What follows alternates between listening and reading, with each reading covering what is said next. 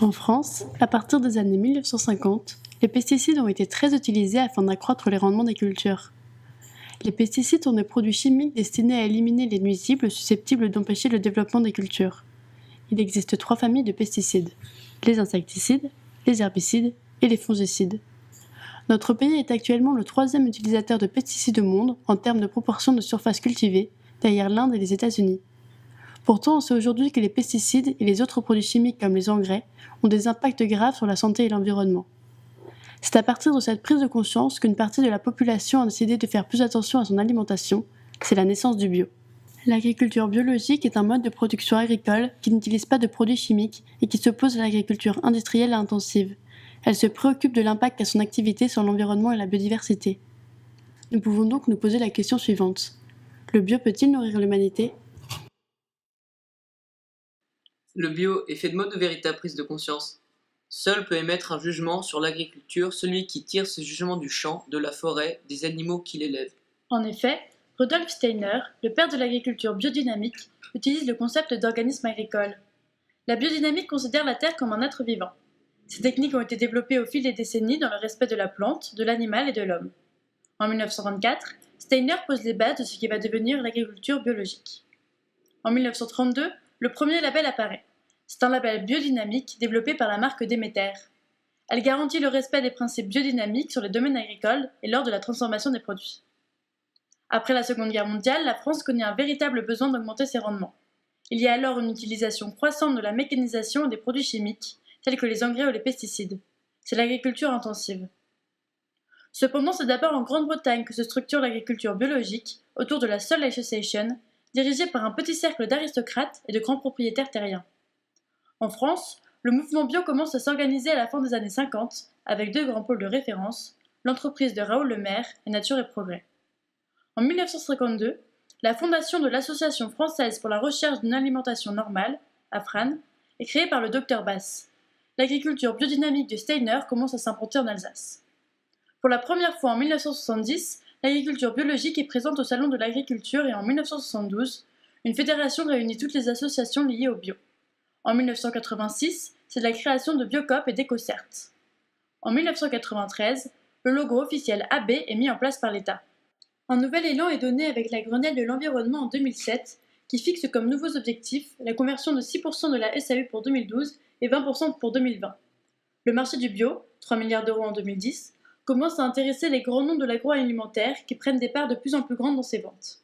4 ans après la Grenelle, les surfaces converties au bio peinent à dépasser les 3%. En revanche, les importations de produits bio s'accélèrent car la demande poursuit sa croissance. Et aujourd'hui, qu'en est-il du bio ? Le bio représente 7% des exploitations agricoles. 7 Français sur 10 disent acheter du bio régulièrement. Le marché du bio est en hausse de 20% et représente 7 milliards d'euros de chiffre d'affaires. Mais comment devenir bio ? Cependant, le bio est régi par quelques règles d'or. Respecter le rythme des saisons et les cycles de vie des plantes, désherber manuellement, mécaniquement ou thermiquement sans avoir recours à des désherbants chimiques, fertiliser les sols principalement avec des engrais naturels. Comment reconnaître qu'un produit est issu de l'agriculture bio ? Si le label AB domine largement les rayons alimentaires bio des magasins, il n'est pas le seul à signaler des produits issus de l'agriculture biologique. D'autres, moins connus mais plus exigeants, défendent une agriculture plus humaine, plus écologique et plus autonome face au lobby agroalimentaire. En France, on dénombre 3 labels nationaux dédiés à l'agriculture biologique. Le label européen et sa déclinaison française AB, Nature et Progrès et Biocohérence. À cela s'ajoutent plusieurs labels régionaux ainsi que Demeter. Le plus répandu des 3 est le label européen. Mais qui attribue les labels ? Là encore, les labels présentent des divergences. AB et Biocohérence reposent sur un système de certification par un tiers indépendant, le seul mode reconnu par le règlement européen. En France, il existe aujourd'hui 8 organismes certificateurs pour l'agriculture biologique. Ce sont eux qui délivrent les labels après avoir vérifié que la production, la transformation et la commercialisation répondent bien au cahier des charges de l'agriculture biologique. Ils sont rémunérés par le demandeur du label, à qui ils doivent rendre visite au minimum 1 fois par an. Pourquoi le consommateur achète-t-il bio ? Parmi les raisons invoquées, la majorité dit manger bio pour préserver sa santé, pour préserver l'environnement, ou encore pour la qualité et le goût des produits. 70% des consommateurs disent manger bio pour des raisons ethniques ou pour respecter le bien-être animal. En priorité, les consommateurs de produits bio achètent avant tout des fruits et des légumes. Les produits laitiers arrivent en 2e position, suivis des œufs, de l'huile et de l'épicerie, de la viande et enfin du vin. Les consommateurs de bio sont chaque année de plus en plus nombreux. Environ 60% des Français déclarent acheter ces produits, mais leurs motivations et habitudes sont moins connues. Ainsi, Bio à la Une a lancé une enquête pour en savoir davantage. Il ressort que les femmes sont les plus consommatrices de produits bio et que les consommateurs de 26 à 55 ans sont très représentatifs. Majoritairement urbains, les consommateurs de bio vivent dans des villes de plus de 45 000 habitants. Dans les grandes lignes, l'adepte du bio est donc une jeune quadra, citadine et connectée. Le bio peut-il concurrencer l'agriculture intensive? Comment la surface de l'agriculture bio dans le monde évolue-t-elle, alors même que dans certains pays, la demande du bio augmente chaque année?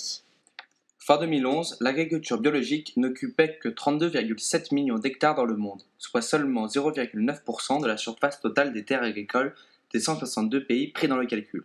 Michel Barnier, ministre de l'Agriculture de l'époque, estimait qu'avec un doublement des surfaces, celle-ci aurait récupéré 4% des surfaces agricoles en 2012. En 2014, elle n'occupait toutefois que 43,7 millions d'hectares des surfaces agricoles dans le monde. En revanche, en 2015, la surface mondiale cultivée, suivant le mode bio, a été estimée à près de 51 millions d'hectares, soit 16,7% de plus qu'en 2014, ce qui est très sensible.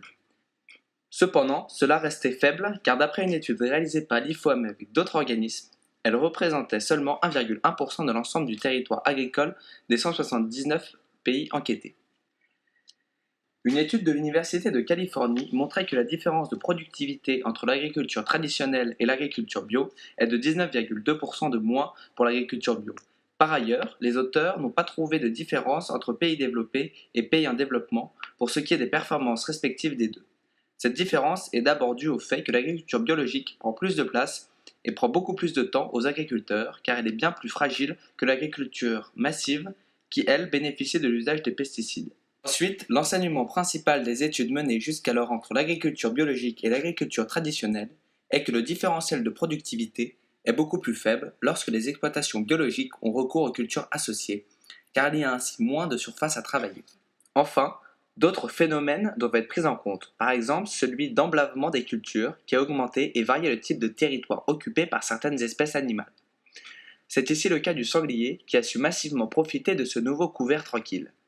Les terres agricoles qui, auparavant, n'étaient pas un habitat naturel pour les sangliers, le sont devenues car ils y trouvent un refuge. Hélas, ce que reprochent les détracteurs à l'agriculture biologique, ce sont ses piètres rendements comparés à ceux de l'agriculture conventionnelle. De fait, les rendements en agriculture biologique sont plus faibles qu'en agriculture dite conventionnelle, et surtout industrielle. La différence atteint par exemple un sommet pour les céréales dans un pays à haut rendement comme la France. Pour le blé, facilement 60% de moins. Au niveau mondial, des études font ressortir un écart moyen de rendement de 20% de moins pour l'agriculture biologique par rapport à l'agriculture traditionnelle. De fait, les rendements en agriculture biologique sont plus faibles qu'en agriculture dite conventionnelle et surtout industrielle. Ces rendements faibles s'expliquent du fait que l'agriculture biologique a besoin de plus d'attention car cette dernière n'est pas un mode de production passéiste, mais au contraire très technique, ce qui amène les agricultures bio à la vendre plus cher. Elle vise ainsi plus particulièrement les classes aisées qui, elles, au-delà du fait de se nourrir, peuvent payer une nourriture plus saine mais plus chère. Comment ce faible rendement peut-il être compatible avec l'augmentation des besoins alimentaires bio pour l'humanité, chiffrés mondialement à plus de 70% d'ici 2050?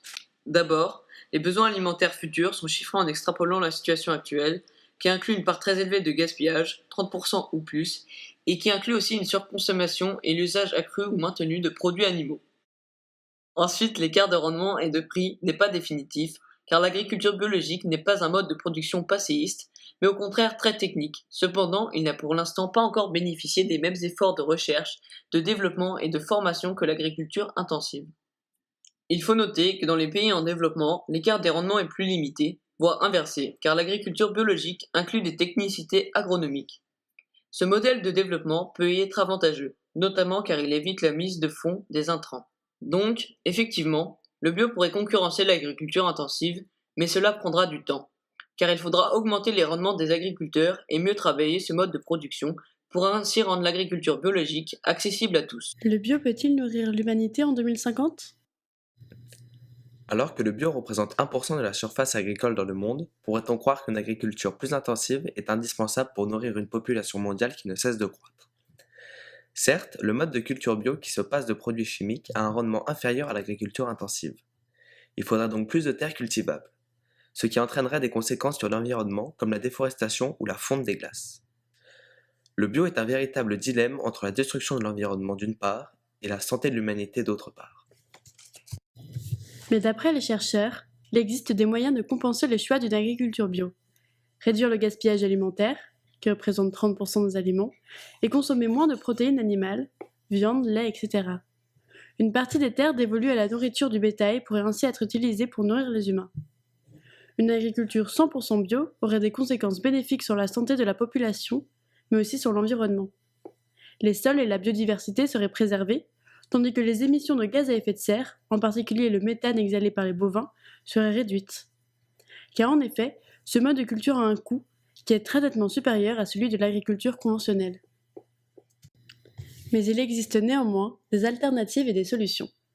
En effet, des alternatives sont possibles pour produire sans impliquer la destruction de l'environnement, qui est le but ultime de tous les pays.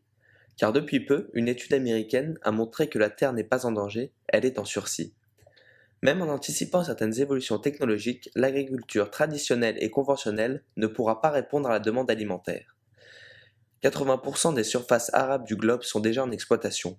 15% de ces sols ont même été épuisés, agriculture intensive, pollution, désertification. Heureusement, architectes, designers et ingénieurs agronomes allient leurs compétences pour inventer la ferme de demain, au cœur des villes et à la verticale.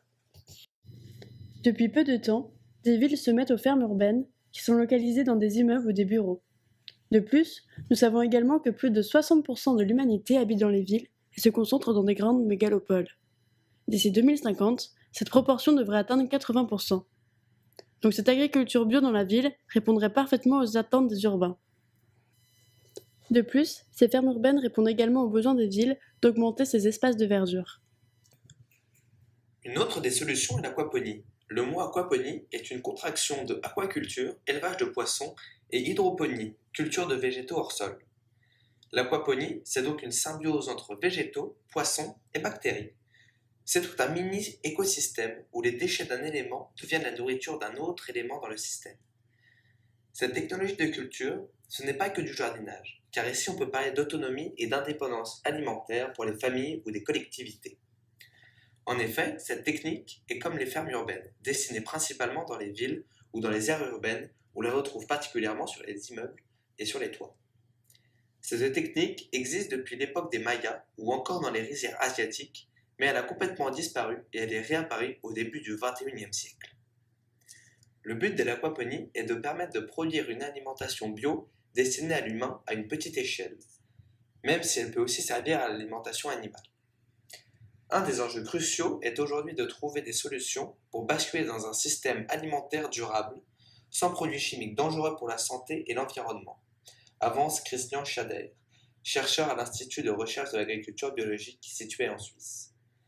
Or, cette transformation inclut une réflexion sur nos habitudes alimentaires et pas seulement sur les modes de production ou sur les rendements. La production agricole devra encore augmenter de 50% d'ici 2025 pour nourrir une population mondiale de plus de 9 milliards d'humains. De quoi fragiliser davantage l'environnement et le climat, et donc la sécurité alimentaire. Nous pouvons observer aussi ces derniers temps que l'autorisation du glyphosate dans le monde a été votée par les grands États comme les États-Unis, la France ou l'Allemagne. Rappelons que le glyphosate est un herbicide les plus utilisés dans le monde par les agriculteurs. C'est l'herbicide le plus efficace car il permet de tuer les plantes en une semaine. Mais une étude de 2010 a prouvé que le glyphosate est potentiellement cancérigène. Il est donc possible de nourrir près de 10 milliards d'humains en 2050 avec 100% d'agriculture biologique. À deux conditions. Réduire le gaspillage alimentaire et limiter la consommation de produits d'origine animale. Et ce, sans hausse de la superficie des terres agricoles et avec des émissions de gaz à effet de serre réduites. Défi de taille, alors que le bio ne représente que 1% des surfaces agricoles utiles dans le monde et 6% de celles-ci en France.